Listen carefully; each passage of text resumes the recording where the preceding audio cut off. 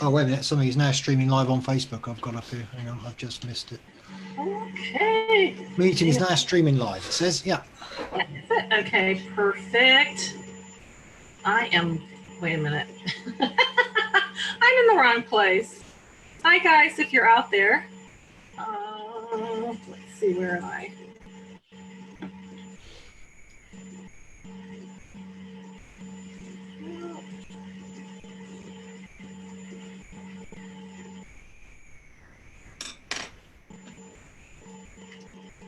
I'm waiting. I can't see it from my end. Hang on. There we are. Okay. Gordon, I can't see you. You can't see me? Or can you see me? Yeah. All right. Yeah, you should be able to. Yeah. There we are. Yeah, we're on. We're live. We've got 14 viewers. Okay. Hello, people. I'm kind of going a little crazy here. But welcome on this. Well, it's raining here, Gordon. I'm here with Gordon. Oh, is it? We just got very, very cold weather. Yeah, so I'm here with Gordon. He is from the UK, psychic spirit medium.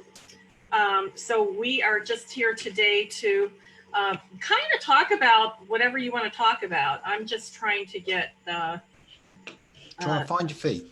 Trying to find my feet, yeah. So just there I am. There we are. So if you're out there, just give us some hearts, some thumbs up.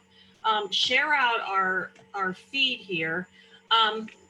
So welcome, Gordon. I want to take a minute. I don't know why I can't see you on my other. Wait a second. I'm still working on it, guys, but that's okay. I just wanted to take a minute and just to update tarot impressions on a few things. Our workshop for April 4th has been rescheduled, Your Soul's Purpose, to June 27th. It is the same time, so that is going to be rescheduled.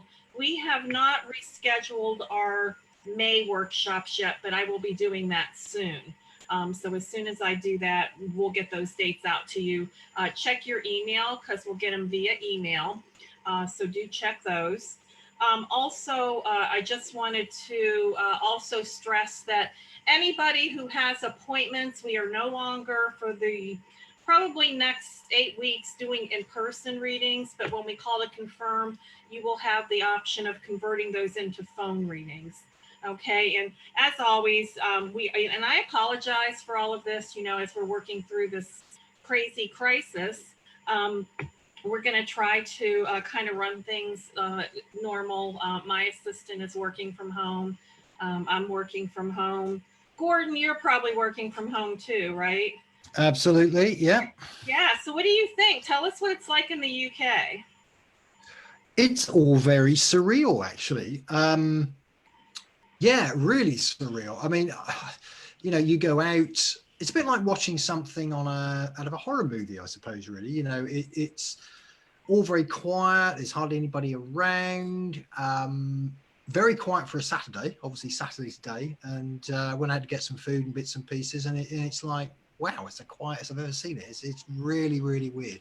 It takes me back. I mean, I was a child of the 60s, born 1961. And, as you get to the late 60s, it used to almost be like that there were so few people around, and it just feels like that again. It's it's really quirky, really weird. But yeah, hey ho.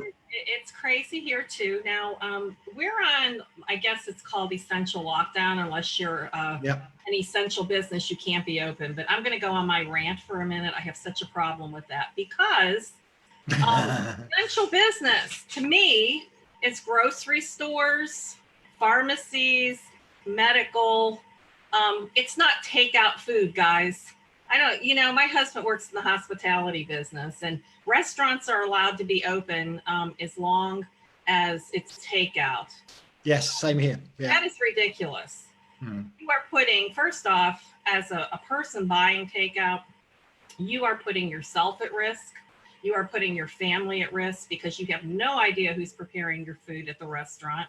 That's true. Half the time managers they're not employing the workers. They're already gone. I know, where my husband works, it's the managers kind of doing it, but, I don't know how that's essential. I always say, Gordon, God created a kitchen, cook, I love to cook. Stay home. You have the beer stores open. Yeah. Walmart's open, Target's open, Marshall's is open. CVS is open. I understand pharmacies, but there's really nothing that's kind of changed other than, restaurants and bars being closed, but there's still allowed for takeout. So every time you, touch plastic or get your takeout container or what have you, you don't know what's on that or how long that virus is living. And I say, if you want to have an essential lockdown, do it. Don't give people, they keep saying people stay home. People just won't stay home. Well, give them a reason to stay home. Shut it all down. Just my opinion, guys. But, my husband works in hospitality, so maybe I'm a little bit more sensitive to it. I just think for the amount of money that these places are making, I think it's ridiculous to endanger their lives and the lives of everybody else. And well, it's a game changer. I really think this whole thing is a total game changer. And, I think once we've come through it, or it's past, people are going to be thinking about things in a totally different way. To a bigger or lesser degree, we've been given an awful lot of freedom, because normally you go into a place of work, you're told what to do, and now all of a sudden it's foot off the accelerator, spend some time alone, spend some time at home, spend some time away from the system, if you want to put it in that way. Yeah. And so therefore, one thing that killed pubs over here was the no smoking, when people said, you can't smoke in a public place. And so again, they had to rethink their lives. I mean, that was a killer for pubs and bars here, absolute killer. Yeah. And now you've got this sort of stay at home with the, this coronavirus. I'm just wondering how many other businesses are really going to see things change. And I think it also makes us appreciate things more. I mean, my father, he's still alive, he's 95, he'll be 95 in 23rd of or 24th of April. So he's seen an awful lot. And one of the things I can remember he was saying to me when I was in my 20s and 30s, saying, no, you don't trust the banks can go bust. I've seen this happen. I thought, oh, what a load of poppycock, But obviously, it's happened, and we've seen it with the 2008 crash. And I can remember him also talking about the shortages of food, because again, after the war here, rationing was in, as well as a great crash in the 20s. And these people remember it. It's like we're going to remember this coronavirus, especially if it goes on more. And maybe there are, so I'm not saying there will be shortages of food, but where you suddenly think, I can't get out or I can't do this. It can change the way you totally think. And, I agree. I realize we have, somebody said about truck drivers, it benefits our truck drivers. Hey, guys, yeah. Pack a lunch.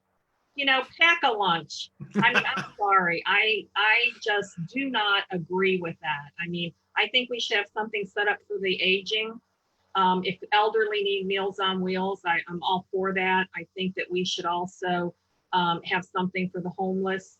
I agree with some of the soup kitchens. But as far as everybody else, there's bread, there's lunch meat, there's coolers, there's ice, that's just my opinion. But on a better note, let's talk about something positive. So guys, anything that you want to talk about, we're going to talk about first. I want to talk about, if you want to talk about mediumship, if you wanted to, we need something positive in all this.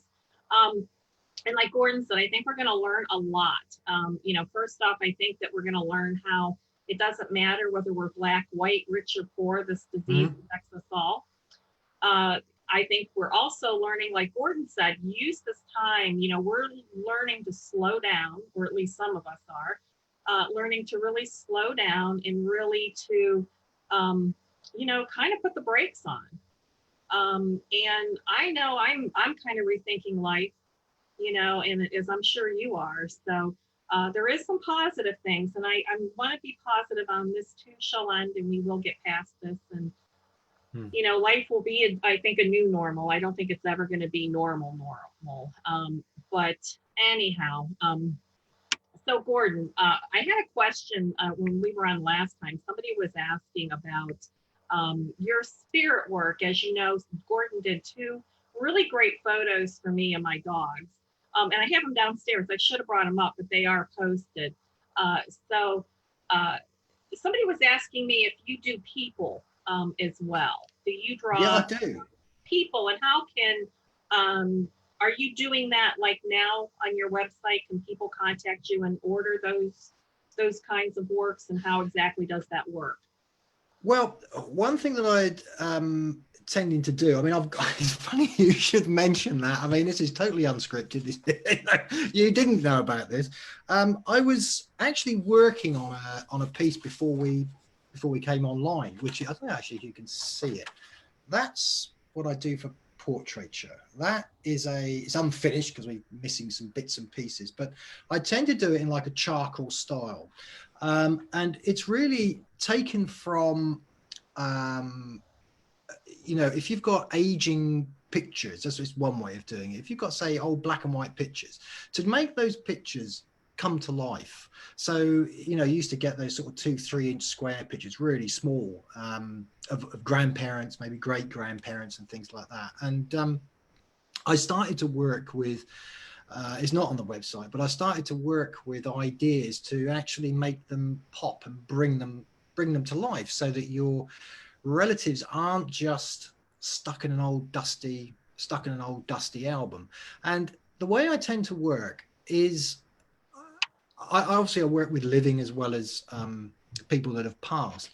But when I tend to work with people that have passed, I work and tend to bring in messages as well. So my art is really driven by spirit. I'm just trying to be careful with my words as to how I put them across, because I was talking to my wife earlier on, and she's saying, you should be doing more of this out there. You should be doing this, and the other. I said, yes, I know, but you need practice, and I need to learn to draw. She said, oh, yes, you can draw.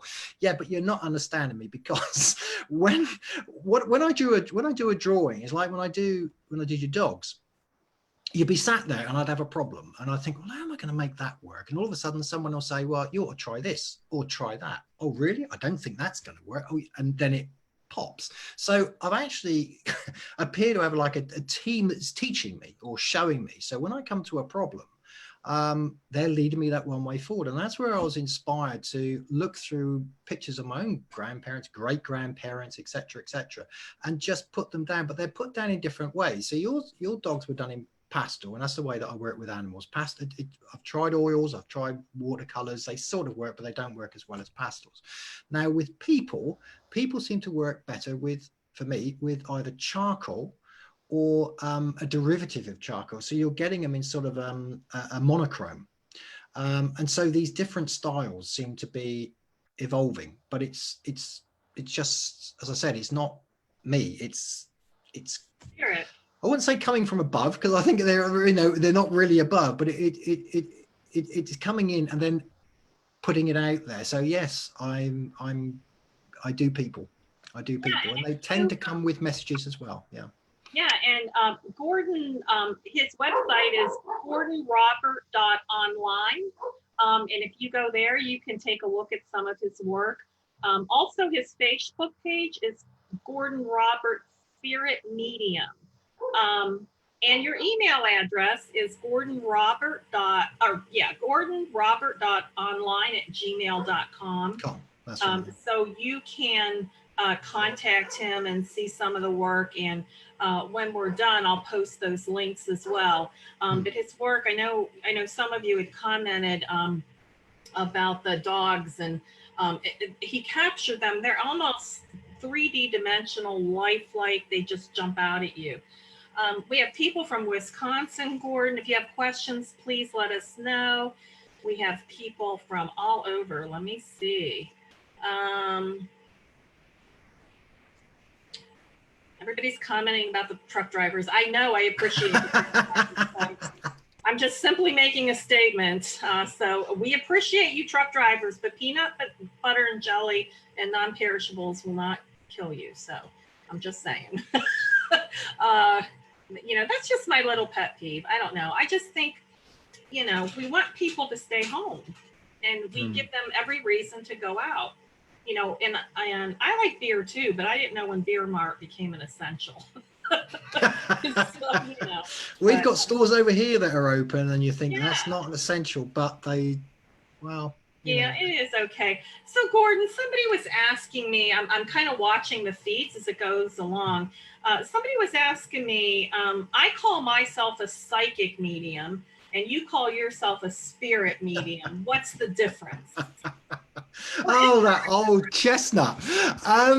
Do you know what? One thing that I like to work off is a level playing field. And I think people, you know, when you come out into the marketplace and people say, oh, I'm psychic, I'm medium, whatever. To me, it's all the same. It's just a different coin of phrase. Now, what do I mean by that? I'm a great one for empowering people, giving people their own power. So going off track a little bit and then coming back to answer the full question is like when people come on training courses, or they come on course with me and they say this is, when you go on these things, guys, you don't want to become dependent on the, I wouldn't say the word teacher, because I don't think anyone really is a teacher. They can show you. So whatever that would be, tutor probably is the best word, because everybody would do it in a different way.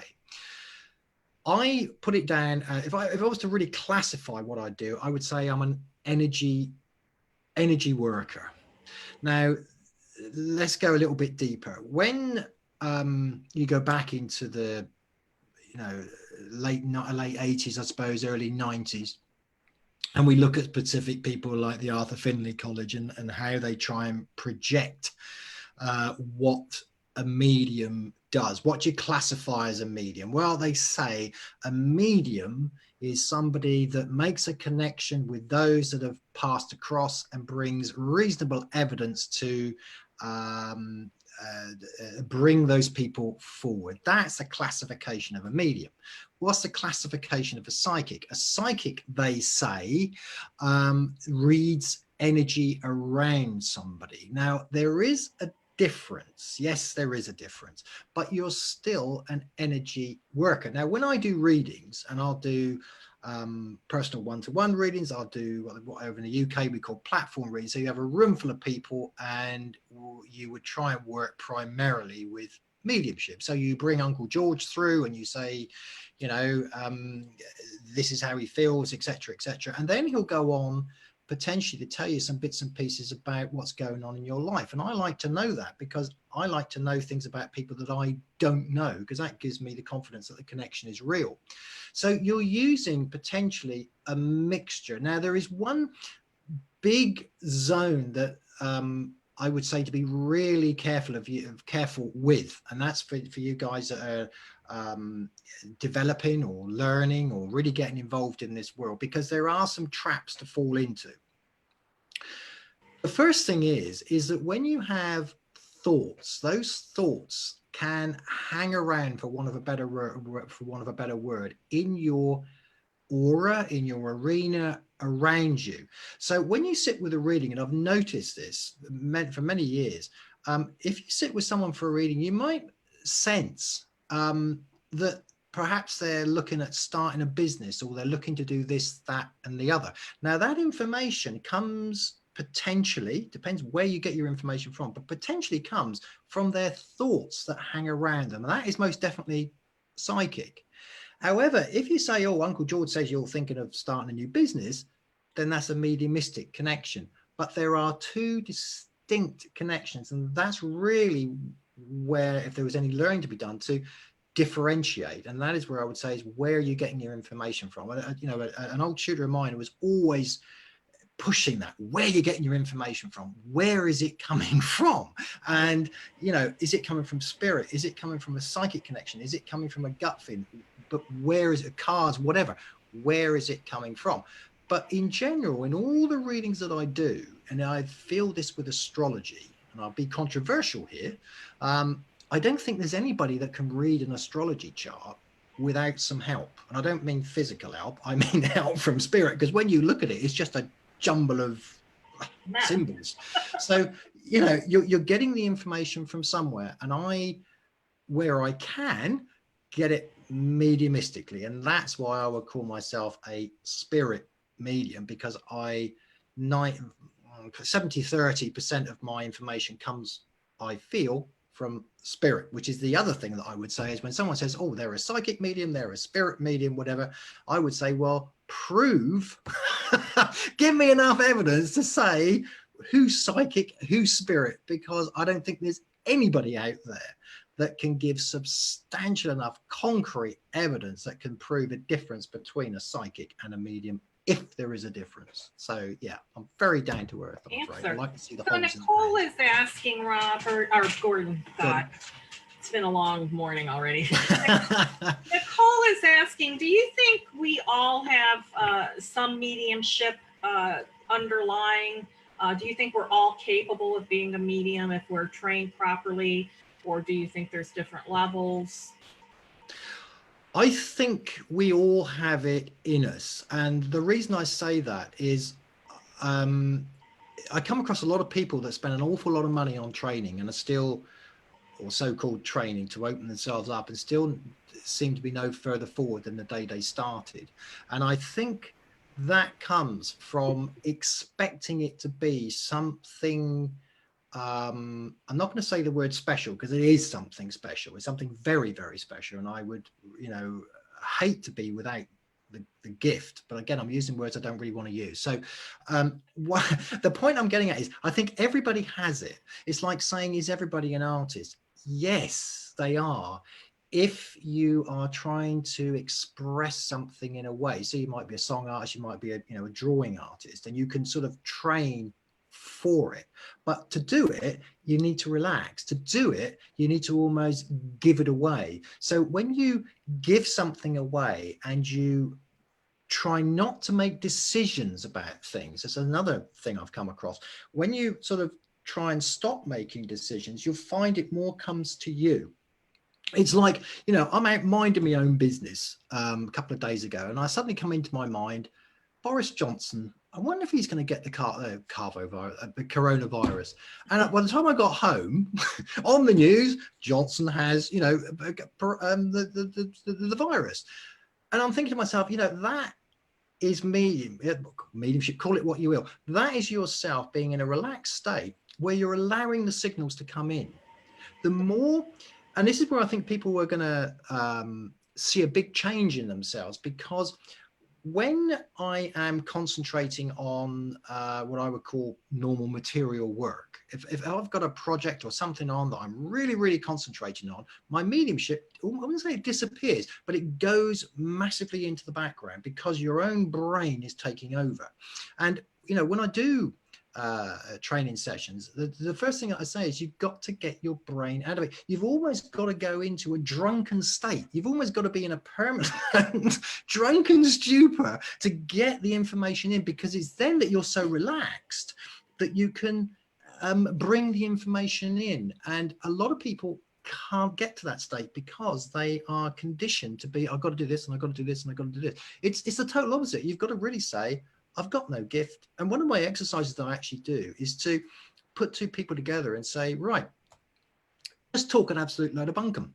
Talk a load of rubbish, so that you can tell the difference between when you're connecting to spirit and when you're not. So almost try and make things fit, get it wrong, try and get everything wrong. And they get most confused over that. But the idea is to put yourself into such a relaxed state that anything you get that is that you get a connection, is a bonus. So you're working it in reverse. You're not trying, you're pushing it away and saying, no, I can't do it. So, well, and I think sometimes people expect this alter voice to come through. Yeah, that's the point I was getting at. Yeah, it's not a. It's kind of like when we work with our spirit guides, we expect them to come down and stand in front of us and say, "Hello, I'm George," or "I'm." That's right. And it doesn't work that way. So I have to agree with that. So we have lots of questions, Gordon. So I have another question here. I'm sorry, I've got to look at my other device, and I don't have my glasses on. I'm getting old, folks. Patricia, she's wanting to know, how do we clear negative energy? And maybe we should start by explaining what is negative energy. And I guess in this time that we're going through in this global pandemic crisis, that's probably a really good question. How can we clear the negative energy? What can we do to be more positive and more hopeful and more relaxed and not so anxiety driven? That's a very good question. And it also comes up again when people say, do I get negative attachments and bits and pieces to me? You see, I've been doing this, it's similar to you, Carla, you know, for a very long time. And what you tend to see is patterns.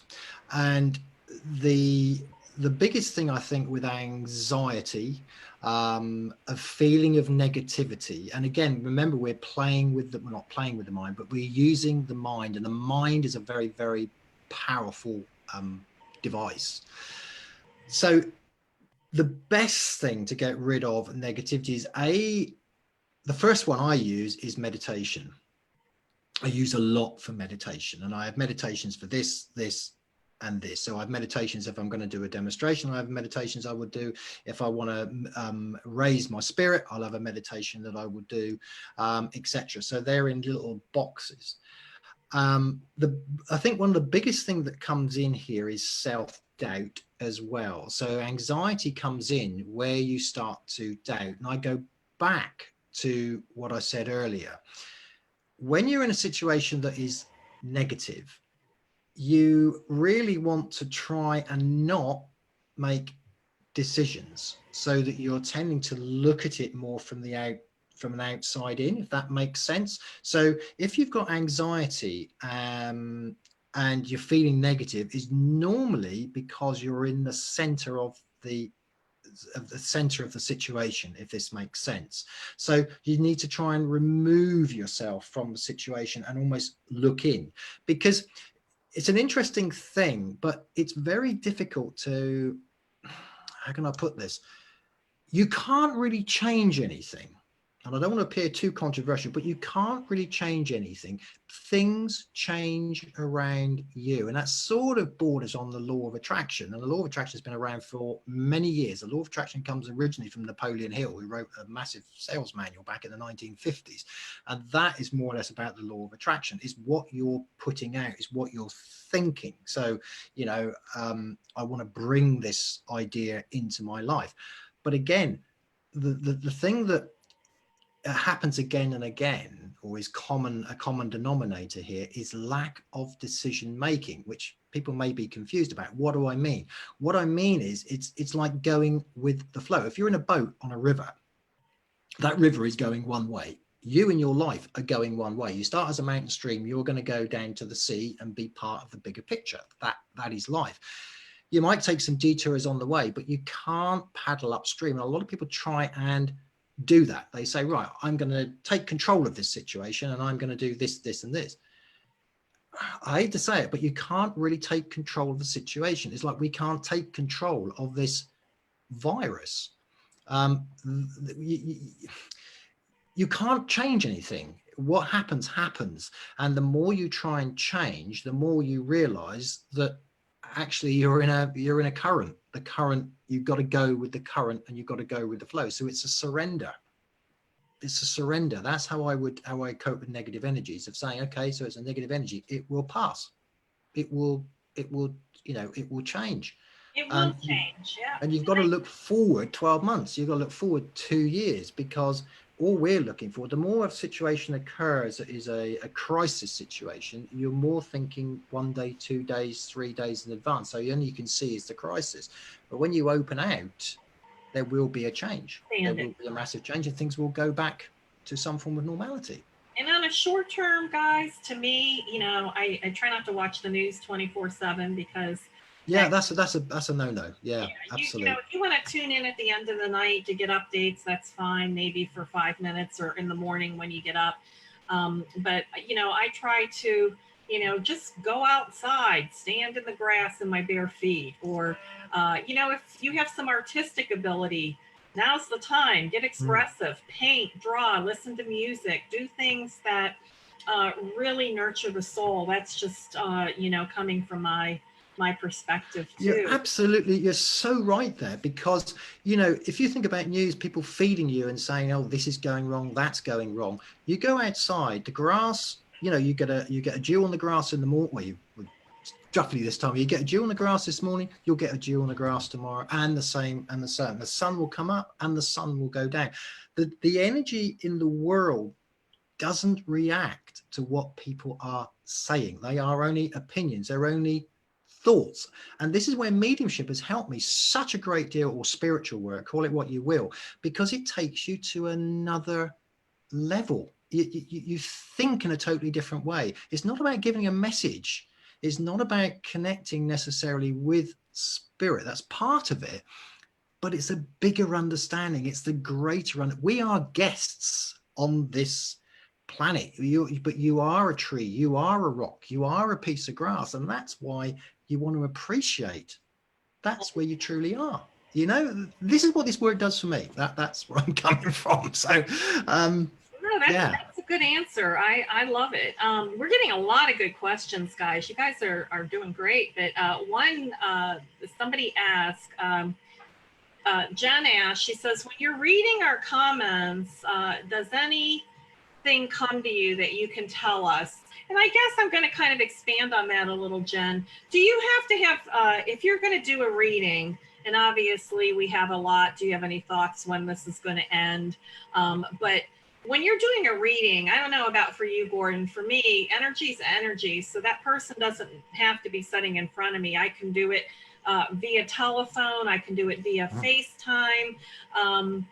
It's a little harder for me to kind of, when I'm doing a feed, to pick up things, because I have so many people at once. So it doesn't work that way for me in the feed. I can answer general questions, but as far as if I'm getting a one-to-one reading or something of that nature, it's all the same for me. How does that, do you concur with that, or how do you feel about it? For me, I'm either concentrating, I use a lot of energy, a huge amount of energy. It's like well, link it to the truck. You know, if you're going to take me on a mediumship trip, you know, you need several hundred liters of gasoline. It's not just a, you know, it's not a Nissan Micra. So I bring in a huge amount of energy, and to do that, I need to concentrate on one particular point. So we're diversifying. It's more or less the same as you're saying. So I'm not looking too much at the feeds, although I have to say there was a very interesting feed about a spirit guide that that was my next one. I just wrote it down. See there? Yeah, there you go. So I'm in my feet are a bit more on the ground, because I'm reading comments, and it's a bit like driving. I couldn't do mediumship and drive at the same time. So you know, I'm a bit more grounded. But yeah, I mean, you can step back a little bit more and concentrate on questions. You see, Nicole, I think, is the one that was going to say, does everyone have a spirit guide? And what's the best way to connect to the guide? Was that the question that you were picking out? Yeah, that's one. Yeah, and is the guide a relative, an angel, etc.? Well, you know, again, this is another old chestnut. And one, you know, people do ask me, and I don't know how it is when you work, Carla. It would be interesting to hear, actually. But you know, you have all this mechanics of people saying, oh, you've got this and this and this, and you know, to me, when you're working, I'm not really even aware. It's a bit like saying the different individual parts of the engine, you know, where you got the piston and you got the valves. Okay, but when it's going, all you know is power. You're not looking at the engine working. It's only when it breaks down. So does everyone have a spirit guide? That's a very good question. And again, you're into a zone where it's difficult to put any form of proof. And when people come for me for reading, I say, oh, it's going to be a guide reading, which I don't like, because I can't give enough evidence. I can't really prove it. Although the only thing is, a lot of people would say, oh, they've had the same person come through, etc., etc. So let's look at the questions. Does anyone have a spirit guide? Yes, I believe you do. And the word is, I believe you do. Now, over the 30 years I've been doing this, I've had several different guides come in at different times. So I've worked with Egyptians, I've worked with Indians. Funny enough, I've not worked with too many females. Most of them seem to be males, which I haven't figured out. Watch it, Gordon. Say again. I said, watch it, Gordon. No, it's just an interesting, because everyone, I suppose people could have Queen of Sheba and all the rest of it. And actually, it was something I was thinking about when I was sitting here last night, or sat with the family last night, thinking about guides. Everybody is happy to have, I don't know, Attila the Hun or somebody, well known as their guide. But in actual, real terms, they are an energy. Your guide, in essence, I would describe as an energy. Now, you will visualize them as you want to visualize them. The same with the words of gatekeepers and bits and pieces, people that are energies that are supposed to, again, I'm careful with my words, energies that help you when you're doing readings, that only put one spirit in at a time, etc. Pop one in, take one out. Well, when I'm doing readings, I have the energy of the person first before I'm really aware of a guide, unless I'm dealing with healers. If I come across a healer, so you may see a healer in an audience, you might get an image of a doctor, and then or something along those lines. You've got to work out, is that their guide you're seeing, sensing, feeling, or is it someone that's passed?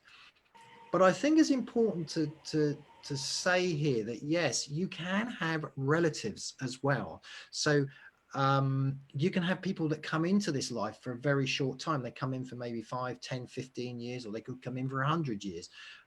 They can also make a connection with you. So they might be distant relations to you, but you feel a connection. And this is where I come really to a soul group, is where I'm coming from as well. So your family isn't necessarily your family.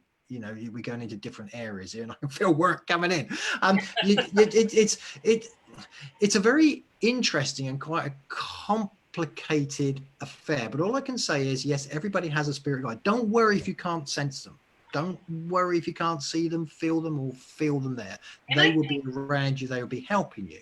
Yeah, and I think for me, when I first started studying, I think it was more, I wanted to be more aware of them, because you learn so much of them. But I'm kind of like you, when I go into a mediumship reading, it's kind of just like the energy's there. I don't, I mean, I know my guide's there. I don't need to really feel him or her, unless there's something really special that they have to bring in.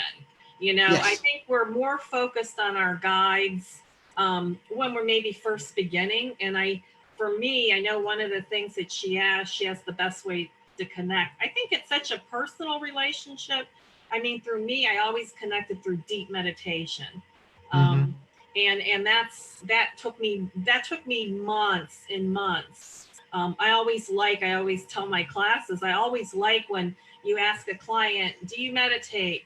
Oh, no, I tried it and it didn't work for me. And I say, well, tell me about your experience. Well, I tried it once for 15 minutes and it didn't work, so I'm done. For me, meditation, when I first started, it took me probably 90 days before I really... It's not easy.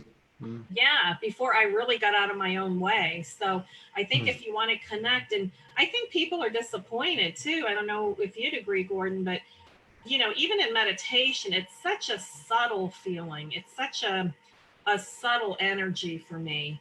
I know they're there. I just trust that they're there, but I'm really not hung up on who they are, what their name is. I mean, to me, they don't have names if you want to name them. You're going into some really good ground, actually. I mean, the last demonstrations that I did, and I can do fairly small ones as well, 10, 15 people. And I think they're great, because if you come to something like that, nearly everybody gets something. And there was this one particular lady that was saying, well, why don't we get names in? Come on, and that because I asked for prompting, anybody want any questions while we're sort of in between waiting for connections to come in. And the reason on that is exactly as you're saying, because, and this I think is part of when people don't realize how far advanced they are and go for more and more and more training. It's all about the spirit, the energy blending with you, and you being able to differentiate what is your energy and when that energy changes. It's, a good practice would be just to sit in a room and sense, actually, as the dog walked in or someone else walked in, and who is it? It's that same energy. And you know, you're known by a name. You are known by name when you're on this earth plane. When you depart this earth plane, your energy is there.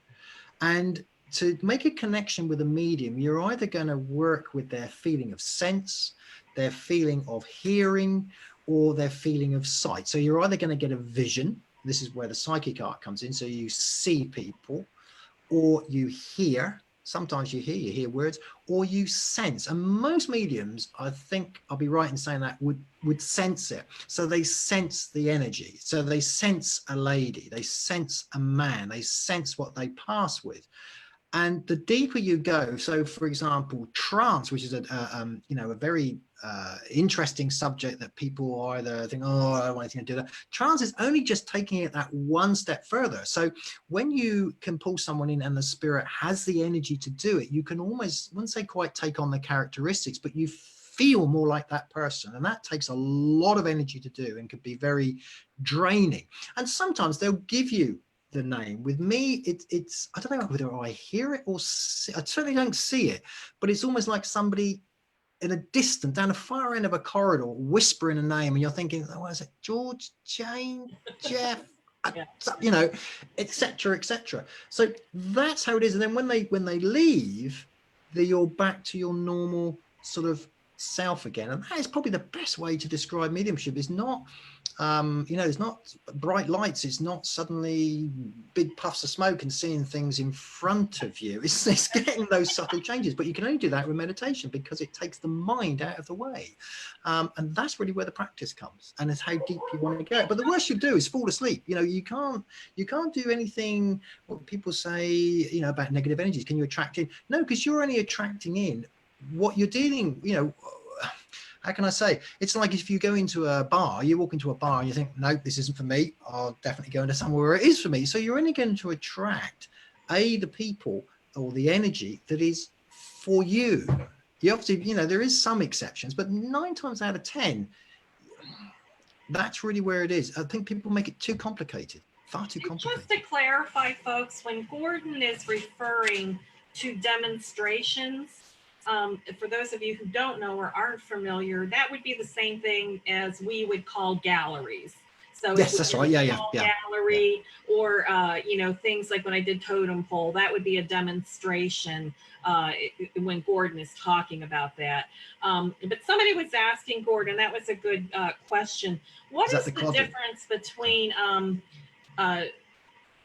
trance mediumship and what do we get out of trance? I mean, what is we know when we do evidential mediumship or I'm not sure what you call it in the UK, but when we do a demonstration here in the form it's to communicate with our loved ones that have crossed over. What is trance? Because we're not really familiar with that here. Right. And okay. What's the purpose? That's a brilliant question, Carl. Brilliant question. Now, as you know, recently going back 2018 is when I had a bit of an altercation with a road traffic accident, what they call an RTA over here. So I lost consciousness for no reason.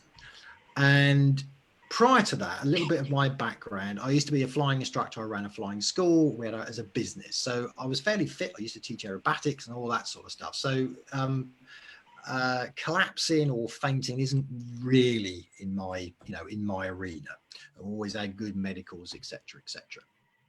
And I'd always been fascinated by trance, because trance over here is a bit like a black art. It's a bit like physical mediumship, I suppose. You're going on that scale that most people say, oh, yeah, I'll stop just before we get there. So finding out about it, finding out what it was, what's its uses, is it of any use to me as a medium? I started out on that track probably about 4 years ago, 3, 4, 5 years ago, somewhere along those lines. And each time it's a bit like if you're looking to learn mediumship for the first time, you can come up against a lot of brick walls. You can come up against a lot of closed doors. You can go to churches, they'll say, yes, we will help you, but often it doesn't go that way. It seems to be with people you know. So the reason I say it's a good question is people tend to shy away from it. It's put a lot of, what do you call it? you know, it's covered in sort of smoke and mirrors. So what is how has it come about? Well, when you look at mediumship, if you take it in grades, that's probably the best way to describe it. It's in meditation, really, in grades. So when we're talking now, we're, you know, at quite a good brainwave state. As we want to do normal, what I call normal mediumship, you need to slow the brain down. So we need to have some form of meditation or do some ironing or something that will just take you out of your head, that you can then say, well, okay, this space is a little bit clear. Let's fill it up with something. And then we get a spirit come in and we do our reading. So that's our normal psychic mediumship, call it what you will.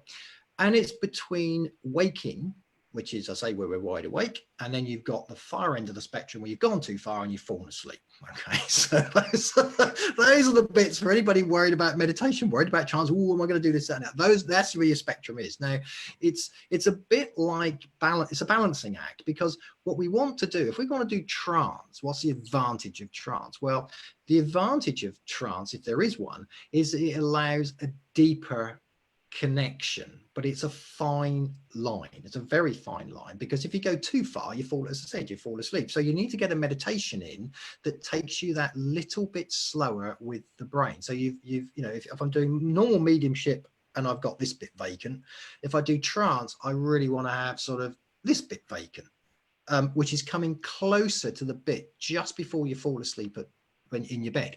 So if you just think about this, if you're lying in bed at night and you've had a good day and you're starting to go into that sleep state, you have some wonderful thoughts come in. You start to think about dream. You're not in the dream state quite, but you're not in the waking state. That's really what people would call trance. And why does it work? Well, the reason it works is because it gets, supposedly it gets enough of us out of the way that we can come up with either philosophy, so you know, come up with things that aren't really known, or better still, you can then start to tune in more for your drawing. You can tune in for automatic writing, and if you can get yourself in that state while you're doing a gallery or a demonstration, you can potentially get more of the persona through. So you might take a bit more of the mannerism. Your face might slightly change. Someone say, "Oh, blimey, they really, you know, yeah, that was definitely, that was the way my dad moved. That was the way my mum moved," or whatever. And that's where the trance is. And you know, it's linked to the physical side of mediumship, but everyone is capable of it. It's just really, I suppose, a bit like a painting or a drawing. You're just getting that finer line, that finer bit of shading, and being able to hold it. I mean, I don't know about you, Carla, but sometimes when, you know, you're doing mediumship, if I can go between like the state we are now and the mediumship state, and then find I can't get back into the mediumship state, if you see what I mean. So you sort of, you pop out the zone. So you have to use other methods to try and get readings in. And that's the bit with the trance. It's trying to get these levels that you're not like a submarine, continually going down, then going up and then coming up. You want to try and just get the levels just right. But as I said, the worst case scenario is you fall asleep. Now, the other thing that I wanted to put in here, I noticed that we got Ian Copsey in. Ian Copsey actually got me over to Japan. I did a workshop over for a month over there in Japan. And one thing I will say is that when spirit work with you, I don't know if you must have had the same here. When spirit work with you, and this put me off a little bit of trance, where people talk in, I wouldn't say accented tongues or things along those lines. That the jury's out on that one. As I said, I like to see the holes in the hands. Now, I've worked with people that have passed to spirit with Icelandic, Japanese, German, French, and I'm dealing with someone that only speaks that language. Japan was probably the biggest tester there. So you've got a person that doesn't speak any English, you have a translator, and you have me. And my energy, if it's a Japanese person, will come through in English. You know, there might be a little bit of an accent in my head that I think, oh, wait a minute, this is someone that's not foreign, but it comes through in English. It then translates into Japan, go through the translator, then comes back and goes forward. Now, if I'm doing a gallery, and I've had this before, if I'm doing a gallery and there is someone that his mother tongue isn't English, you might get a, when you hear it or when you sense them, there'll be something different about them that would say, well, wait a minute, this is, I don't think you're from the UK, I don't think you're from America or wherever you're working. But they're always, the language is always in the language is always in the tongue of the medium. So you could probably have a Japanese medium, could do a reading for me, and you know, I've got mixed family, but they will always come through with English. Yeah, that's good. Which I think is an interesting point to make, because I agree. You know, you do see people sometimes online going off in really weird voices. And I'm thinking, well, why are you not using your own voice? Because that's where it will come. That's where it will come from. You know, this is you want to be obvious. You want to be down to earth with this. This is real. I can't stress this enough. Mediumship is real. But I think some people can flower it or dust it, and I think this is where putting it across to other people and other people coming in to want to learn it get confused. Exactly. You know, yes, there are the spirit guides, yes, there is the trance that is available, but you don't need it. It's only if you want it for your particular niche. Now, I wanted it for the drawing, and I went into trance. That's what I was driving, and I went into trance. That's the only thing, because there was other bits and pieces that happened afterwards. That's what I thought, because I kept asking, how do you do it then? How do you do it? And lo and behold, it's like them saying, oh, this looks good, we'll have a go at this. And it was on dash cam. And when you saw the dash cam, I went across a dual carriageway, which is 2 lanes, never hit a thing, took out a central reservation and never hit anything, harmed it. And that was 10 seconds I was gone. And, you know, if you think of driving down a highway for 10 seconds, I think, well, I'll go out. So to me, they took over. There is no other race. Trying to explain that to a doctor is difficult, I know. But they, you know, they took over, and they will show you. So the best teacher you've got, if you don't know something, is to put it out and ask them, come on, show me, tell me, how does this work? How does this work? And eventually they will bring it in for you. They will, and that's the way it works. Another question we're getting, Gordon, it says, if you're in a grocery store or a restaurant, do things come to you about a person? No. And I say this to my students as well, people that I have. When you first get this, it's like having something brand spanking new and you want to share it with the world. Don't get me wrong. You know, you're on cloud 9, you're on the top of the hill. But the worst thing you can do is to be working all the time. You know, I've worked a long time self-employed, and when you work in self-employed, often you work 7 days a week. You can't. You've got to do, right, I'm going to work Monday to Friday. So when I work, you know, if I do a gallery or a demonstration, I'll prep them and say, right, on that date, guys, we're going to be working. Up until then, we ain't working. You know? So you have your time, I have my time, and it works much better because you're concentrating your energy. Yeah. And to me, if I'm going to do it, I'll do it intensely, and I'll do it with set meditation. And I stress it is set meditations. You play with different bits that work for you for what you want to do. Well, it was funny. You know, I used to call my friends up and say, "Hey, I was just thinking about you," and they'd go, "Oh my God, why?" Scare the God out of them. Down. You know, I was just thinking about you. You know, no big thing, but no, I agree. It's not like we run up into grocery stores on people and. You know, no, there's a time to work just like you go to work, and there's a time that you come home. And because I would literally probably be insane if I was on high alert all the time. Absolutely right. Absolutely right. And it's the same with sort of saying, I'll give a free reading for this. I mean, yes, okay, you can do some, but there is value to this. You know, this is a profession. It's not something that, you know, you just do for a laugh. It is not. Believe me, you know, I've got a nephew that is gifted with this, and when he said, oh, I think I can do mediums, you know, and I'm sort of, oh no, because I know what it brings. This is not a straightforward lifestyle. This is generally a difficult life, a difficult lifestyle. You have to control it. It can have mental implications, problems, partnerships, relationships break down. All that is part of this. So, you know, you want to go into this really with an open mind and treat it like you would any like a counselor or something that has a lot of weight to it. Value what you do. I couldn't agree more. People don't understand the you know, it's not the I mean, relationships suffer. You can suffer on a physical and on an emotional basis. You know, people don't understand a lot of people, and they think that we just have this magic, and that, you know, we can just go 24/7, you know, and I'm like, are you kidding me? I mean, I don't know about you, but my energy levels are all over the place. 1 minute you're okay, and next minute you're a day in bed or so. It's just again, I want to give Gordon's website if you want to check Gordon out and see what he's about. Again, it's gordonrobert.online. And that's where you can see a lot of his amazing pet art and spirit art. I shouldn't just call it pet art, but you can see some of his amazing work, and his contact information is there too. Because I know a lot of you would ask me, like, how do I, you know, get a photo done or a painting done? Yeah. And then Gordon's Facebook page, if you want to go in and like that page, it's Gordon Robert, Spirit Medium.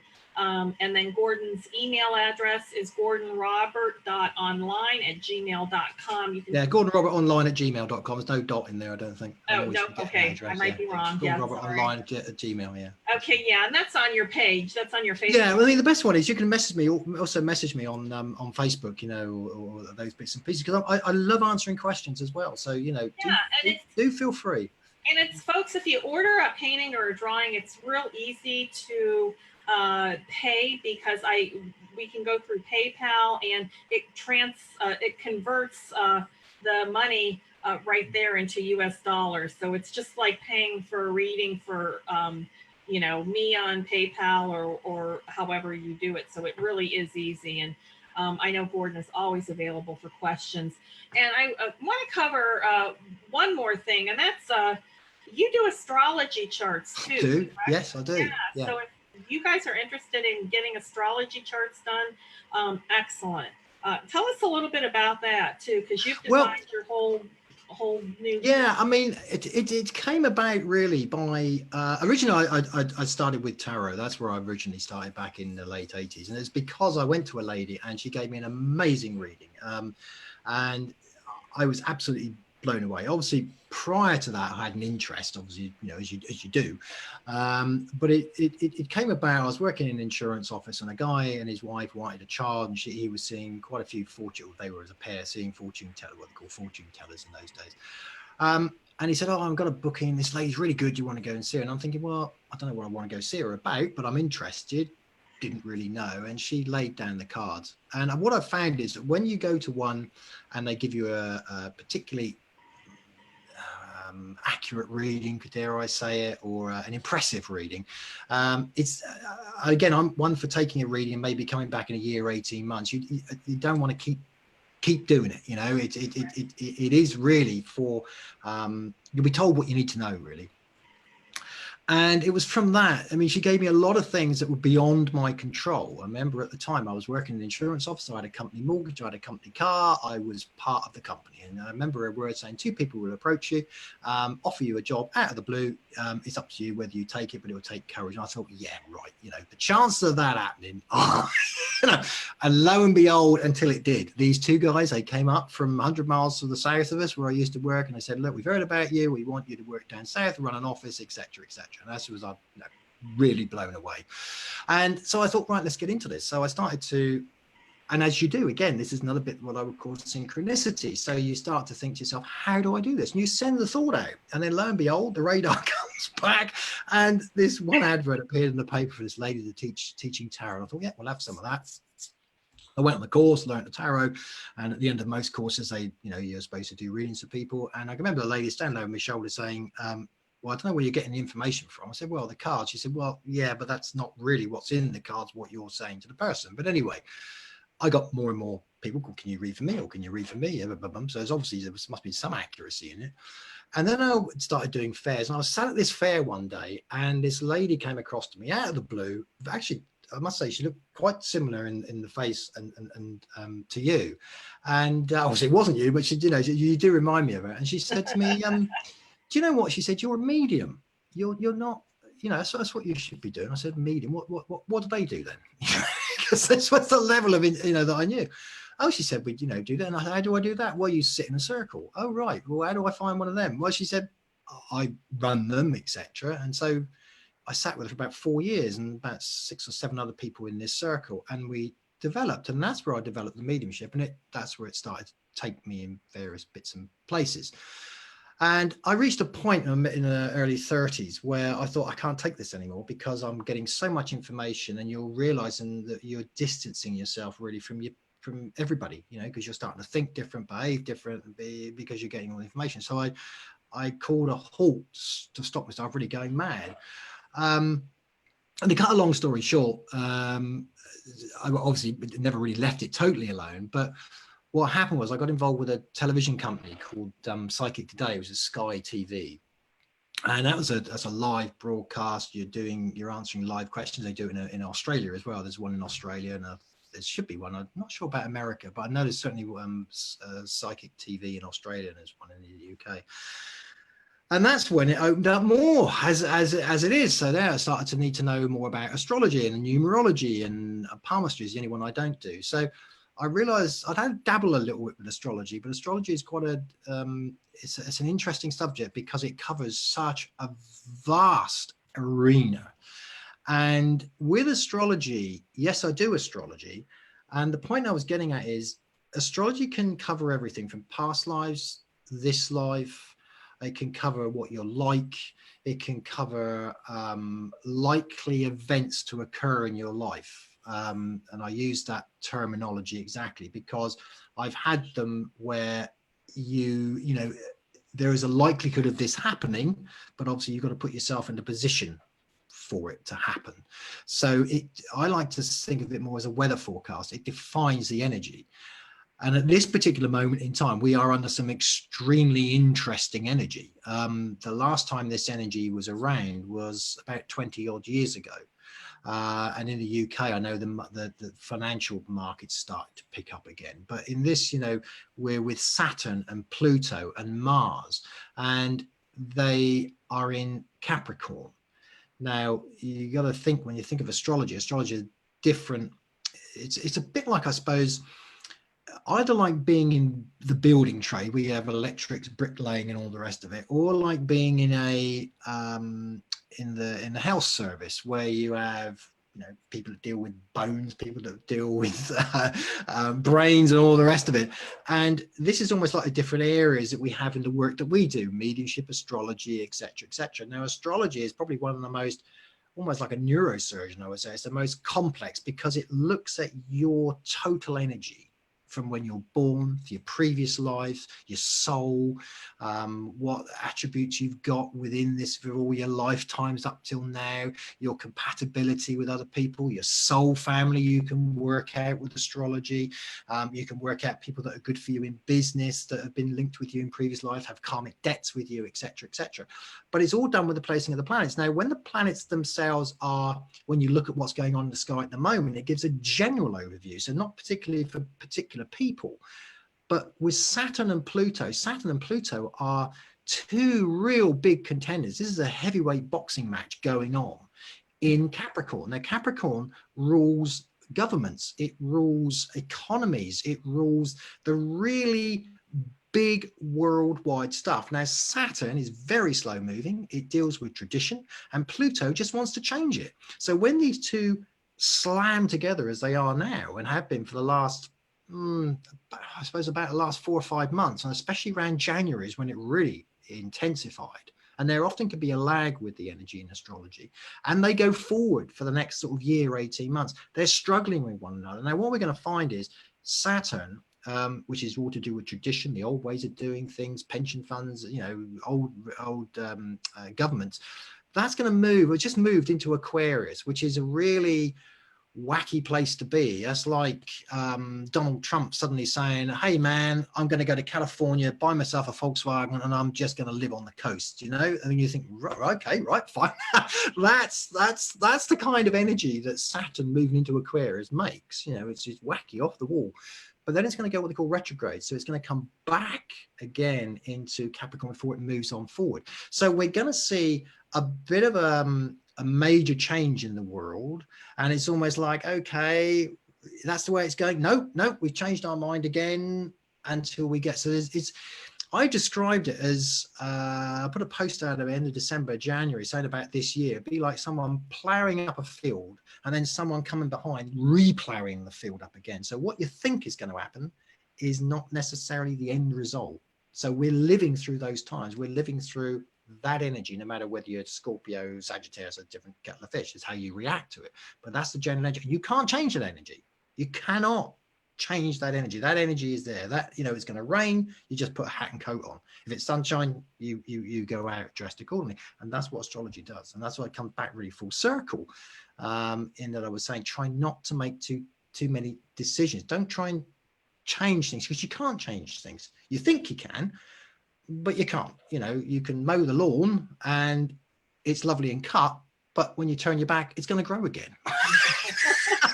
You can't control. For 5 minutes you can, but you're wasting time. Stick your hand in the bucket of water and splash it all about, and you think, oh yes, I'm the center of attention. Then you take your hand out and the water's calm again. And that is life. That's what I'm saying. So you might as well just think, okay, there's no point putting your hand in and waving it around. Yeah. Well, Gordon, I want to thank you for spending time with us today and just answering some questions. And it's been fabulous. Again, I will post all of Gordon's links up there. And in closing thoughts, I want to just say, you know, guys, just stay safe and use common sense. And I don't know, this will pass. I mean, it will pass. Let's just, you know, I think we're going to come out better because of this in some ways. Most definitely. Most definitely. So if I have to find, I try to find positive and negative. And I really think that we are going to come out better, and we're going to come out, you know, just, I guess all I can say is better. A different viewpoint, a different attitude, isn't it? I sure hope so, because, yeah. And in the meantime, any closing thoughts with you, Gordon? Really, just iterating what you're saying, stay safe, get in contact, talk about anything you feel you want to talk about, ask questions on, because I'm one that likes to dig deep. I don't like just taking what other people are saying. I think to be in our line of work, I know Carla is the same, is to be original. It's not just to regurgitate what you hear. Right. You know, if you want to find out about your guides, then get a meditation that tries to answer your question with regard to how you feel about it. Don't accept other people's opinions. Yeah, and guys, keep in mind, this is just our opinion. Yeah. You know, there's lots of different opinions out there, and you can take what you like and you can leave the rest. But this is from our standpoint and our experience in doing this work. And we'll do this again, Gordon. You know, and share with you. And I know Gordon is like a scientist. You know, you ask him a question and he'll delve deep into it. That's my Virgo rising, you see. Yeah, so it's good. So, okay, I want to thank everybody for tuning in today. And just, again, be safe. And thank you. Thank you. It's been fabulous. Thank you very much. Thanks, Carla. Uh-huh.